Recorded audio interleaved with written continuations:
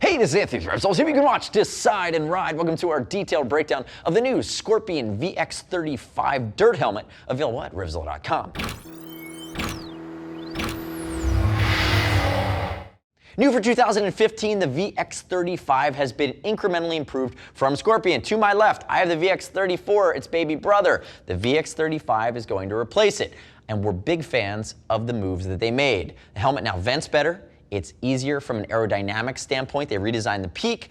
They did a better job on the interior guts, which we're going to talk about, so a little bit more comfortable. But the big thing, when we look at what I would consider an entry-level dirt helmet, it's polycarb, it's 3 pounds. Again, DOT ECE, it's no slouch, but you're coming in about 20 bucks cheaper than the previous version. This bad boy came in around $150, $160. This guy's just gonna start right over that $100 mark, $120, $130 in that range. So again, more helmet, it's still a lot of helmet, and Scorpion's really positioning itself aggressively for that entry to mid-level on the dirt side. And again, I don't want to call it entry level. There's a lot of cheap dirt helmets out there. This is polycarb, but it's not cheap. And again, you're trading polycarb, you're not giving up anything by way of protection, but 3 pounds. Very, very lightweight. Now, quick note on sizing before we get into the nuances of the changes. Remember, intermediate oval head shape from Scorpion. It's going to be right down the middle of the fairway here on the VX-35. No real changes, helmet over helmet.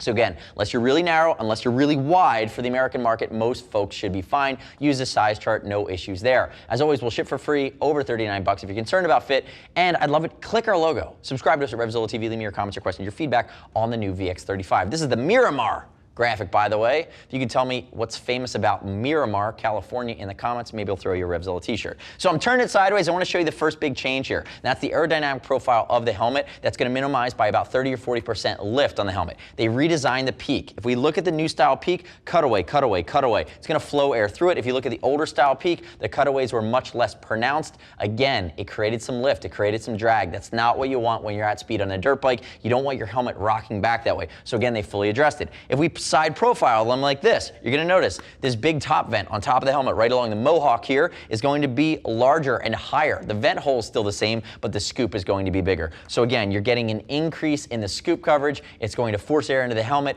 It vents about 10% better. If we look at the rest of the helmet, a lot of intake, a lot of exhaust on this helmet. It is designed for dirt riding. Again, great maneuverability here with your goggle straps. You're going to have the ridges that work their way out around the helmet. If we think about the outside of this helmet, it is polycarb. Still light, but it's going to be a polycarb helmet. That's how they kept the weight down.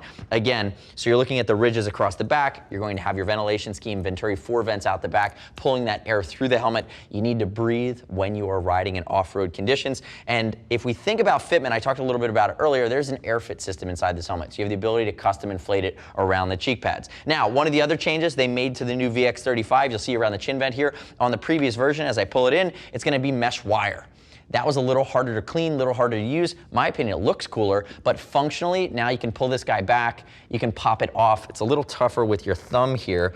Actually, you have to lift it up and pull it back. There you go. The whole chin area removes, and you get to your area to that foam. You're able to pull it out, rinse it underwater, much easier than having to remove a piece of foil as well. So they, again, improved upon that. If we look towards the back here, you'll see the venting across the brow line, and then you do have a screw here that's accessible from both pieces. You can go from the top or the bottom. That is a new feature and allows you to really adjust this peak. Now, if we get interior to the guts, it's going to be the Quick 2 from Scorpion. Let me pull my VX-35 over there. We'll rotate it around. They do a nice job on these helmets. Quick 2 is antimicrobial. It's going to be wicking, very comfortable. It's going to be a microfiber. Notice it's a basic double D-ring construction. That's what we expect. And you see the red button here? Red button along the chin bar allows you to custom inflate around the cheek pads. So as I pull these bad boys out, you're going to see they work their way in with the neck roll. There's my first cheek pad, one more snap. It comes out. Notice the ballast is not connected there. It's very simple, has a nice contour to it. Pull out my other side here.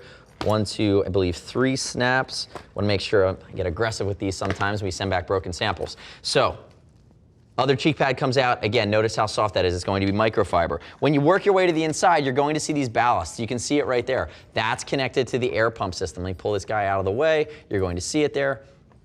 That's my ballast, and then I have a release button. So it's a little bit of Reebok pump from 1992, but it's going to allow you to custom fit along your jawline, which is a nice touch. Now, the other thing they changed with this helmet is they addressed some of the issues on the VX-34 they were having with pressure points. So again, you're noticing it connects at the brow, which they did before, which I really like. Again, you're eliminating snaps up near the forehead. So if I pull my comfort liner out, you're going to notice that it's now fully filled in along the crown of the head. So this is ultimately the spot on the helmet, this whole crown where you're going to feel it the most, and it's going to wick sweat away. It needs to be a tight seal, but it needs to not create pressure points. The previous version, the Comfort Liner, had a couple little sticky spots, and they have addressed that on this newer version. You'll even notice where it connects here at the brow that it's not impeding any of that airflow. Again, you're getting great air ventilation into the helmet. If we pull the helmet up this way, you'll see big channeling, 10mm vent holes working their way through the crown, through the EPS. Again, performing and circulating air as you're riding. Remember, off-road riding is an aerobic exercise. You sweat a lot. Great way to burn calories. But again, you need to keep your blood and your body cool. And with your helmet as a hot spot, as a great place to begin that cooling process, a properly vented helmet is going to cover that base for you. And again, the VX-35 is taking steps to ensure that it's giving you the best chance to stay comfortable. And when you're comfortable when you're riding, you're undoubtedly safe.